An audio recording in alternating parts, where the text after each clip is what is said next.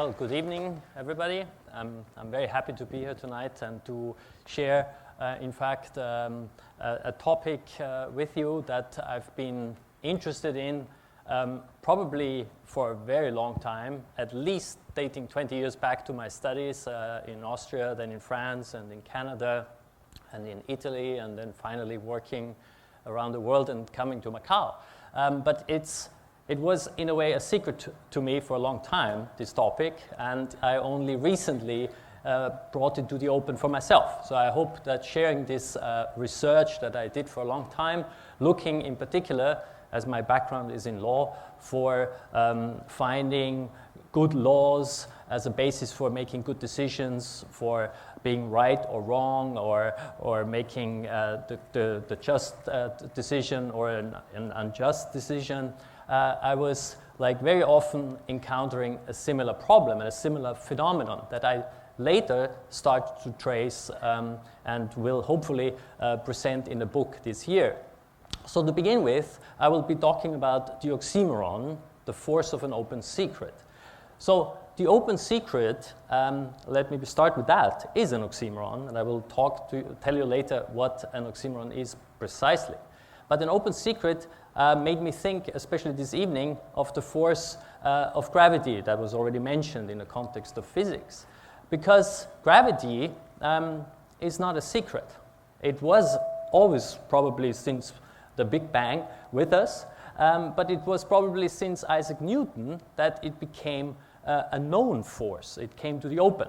So this is a kind of contradiction that sometimes it may happen that we look for things, and I was looking for things, and then I realized I was holding it in my hand the whole day. And this is somehow the phenomenon of an open secret, I think, or sometimes the best way of hiding things is pretty much in the open.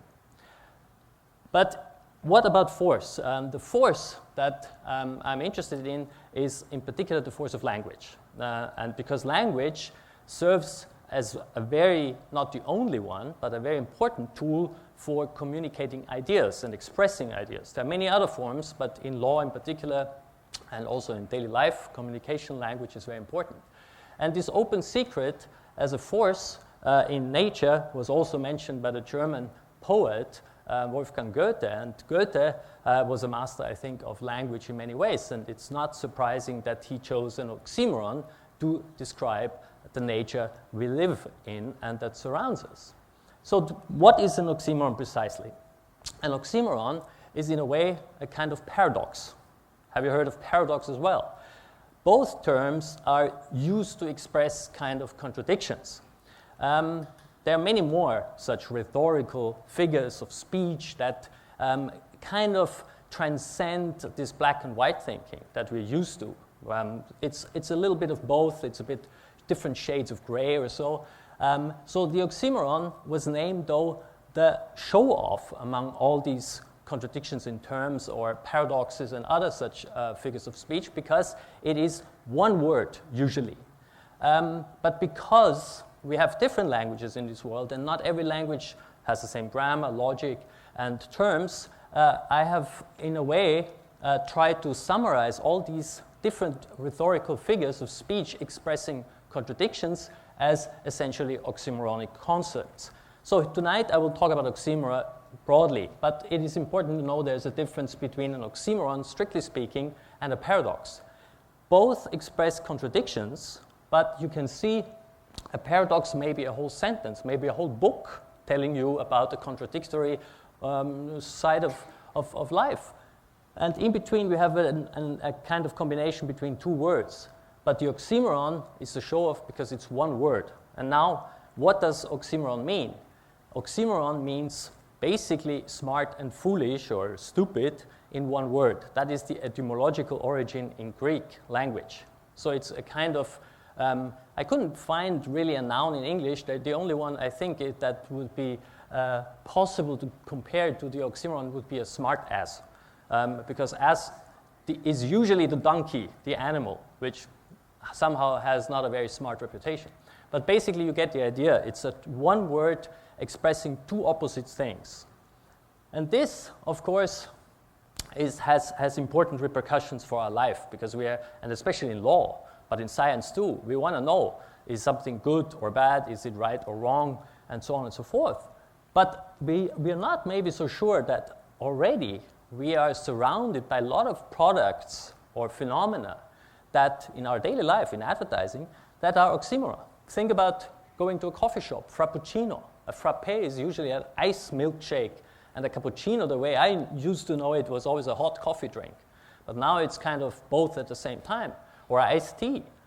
Or even you may drive here with a car which is a sports utility vehicle, and that means a sports car and a truck put into one, also quite opposite, I think, categories of vehicles. You may be looking at the Eurovision Song Contest in 2014 and see my fellow country man winning it, being visually and literally an oxymoron. And then you may also get a tattoo and have the same visual and literal oxymoron of hate-love. So they are around us, and we may not always be aware of it. What about other areas? And here I gave you a selection. I've done a lot of research. I found at least simply in 400 real court cases in the United States alone, I've found the mention of oxymoron. But in the arts, you have Shakespeare, poets like Goethe, many of them using oxymoron as a basically powerful, forceful tool of language. But also music. Think about the piano. The piano comes from the Italian term pianoforte. And piano means basically silent and forte loud. So it's an oxymoron because you can play loud and silent and everything in between. Or you may watch a movie, True Lies. I don't know if you've seen it. Also a fellow countryman of mine is playing in it, Arnold Schwarzenegger. And then in science, and that is surprising because science is really about precision, about black and white, about is it like a force of this, of fusion or fission we heard this morning. But here we have also concepts like constant change. The only certainty we have is uncertainty, is constant change. Or we heard already also today that Einstein was credited in bringing space-time together, but for a long time, space and time, I think, were considered very separate, very different dimensions. And then what about black light? Is there black light? Anyone knows? I read black light is actually UV light, the light you may see in a discotheque maybe, or so it exists. It's a contradiction, but it exists. And then politics, globalization. We usually talk about globalization. I once published an article, and then when I got the proofs, the localization was corrected to globalization. They thought I had a typo, but it was on purpose. Because especially a place like Macau is very local. Think about it in terms of Macau is small. It's a special administrative region of the People's Republic of China, but it's also a global player.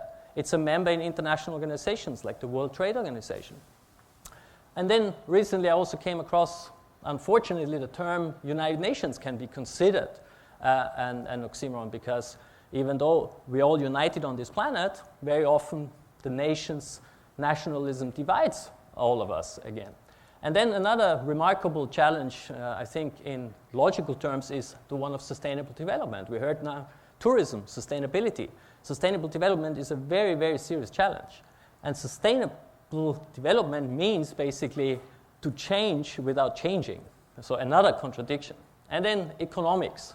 Also Macau, a very interesting place of the creative industries, creative economy being mentioned and being put in place. You know, like you can see it not far from here. And this is also kind of considered an oxymoron because it evolved from the concept of culture industry. And culture and industry were for a very long time separated in the treatment and the consideration because culture was for pleasure, not for money. And the industry was usually manual work and for money. Also, prosumer is another example. We are now no longer just dealing with the dichotomy, the differences between producer and consumer. Think about the social media. We are all prosumers. We produce content. We upload it to our Facebook or other such media, and we consume it. But do we get paid for it? No. The payment goes between advertisement and the platform provider usually. So there are important changes happening too. And in law too, just to give an example, the creative economy is very much related to intellectual property. And property is usually you own something tangible, like land, an object, a car. But how do you, like, in a way, possess an idea that you have, like maybe expressed and so on? And for that, we have a term which is pretty much like oxymoronic as well. Or we say lawyers write briefs. This is a summary of a case usually, and it means letter or summary, but it comes from the Latin word for short. But usually, you know, lawyers don't write very short. It's very long, so it's another contradiction, as is soft law, because law is supposed to be hard and not soft, because if it's soft, it's courtesy and not law. So you see, there are some examples. I could go on speaking about many more. I'm basically I'm discovering them everywhere around, and I believe this summarizes it from an article that I published some years ago, namely that they are really like having not only been a dominant force in the arts, in poetry, they are now also becoming a force in science and even in law and other areas. And you can just make yourself a test, go to Google Books, our webpage of the library, put in paradox or oxymoron, and you will find a lot of titles of scientific works being published. So if they are used, what is their impact? Do they have a message that they convey to us? Is there something we can learn from them? And that is something where I'm very grateful to a student of mine last semester who attended my course on the global justice and the creative economy here, and who referred to this Japanese photographer and researcher who does an interesting experiment, I think. He takes pictures of water being frozen and also being basically exposed to music or sound of language, and then you see the difference in the crystal materializing. So maybe this is a way to visualize the force of language, of sound. There's also a term called cymatics, where you can do the same thing if you put sand on a loudspeaker and you see it will build, the sound waves build patterns usually. But here you see that different languages for the same word of thanking someone have different outcomes visually. And then I was thinking, is it coincidence that the human body and maybe the whole planet are made of 70% roughly of water? So does our language, all the chit-chat we do every day, have an impact on us? And does it have an impact on the world as a whole?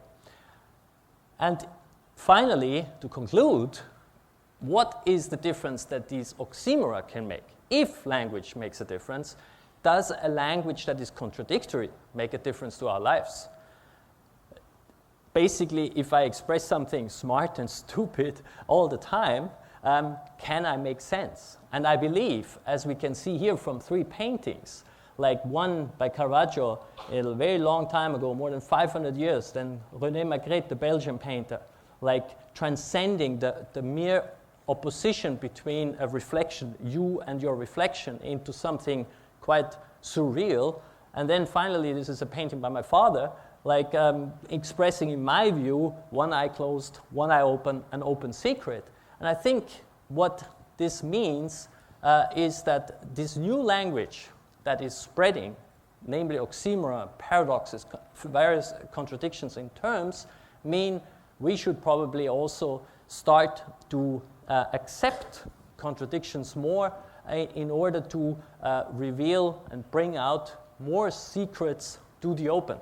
Like that an open secret is not a contradiction, it's a mandate, it's a chance to be curious and to do research and to enrich our understanding, and hopefully also deal with important challenges like those of sustainable development, to make the United Nations not a contradiction in terms, and to do many other creative and wonderful things in the future. So I hope there's something that you can discover around you, and I hope you will see many of these oxymora around you, and I'm happy if you let me know if you do, because I'm very interested in them. Thank you very much, and have a nice evening.